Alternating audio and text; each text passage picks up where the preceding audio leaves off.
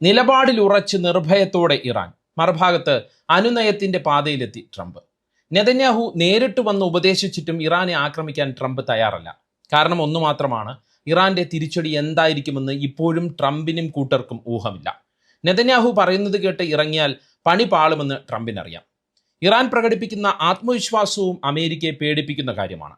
മാത്രമല്ല, അവസാന യുദ്ധത്തിനിറങ്ങാൻ തങ്ങൾക്ക് മടിയില്ലെന്ന് ഇറാൻ പറയുമ്പോൾ ടെഹ്റാൻ എന്തൊക്കെയോ ഒളിപ്പിച്ചു വെച്ചിട്ടുണ്ടെന്ന കാര്യവും ഉറപ്പാണ്.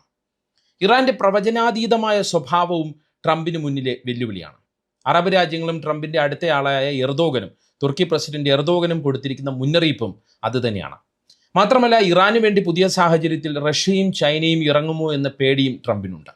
5 കാരണങ്ങൾ കൊണ്ടാണ് നെതന്യാഹു പറഞ്ഞിട്ടും ട്രംപ് ഇറാനെ ആക്രമിക്കാൻ ഇറങ്ങാത്തത്. അവ ഓരോന്നായി ഈ വീഡിയോയിലൂടെ പരിശോധിക്കാം.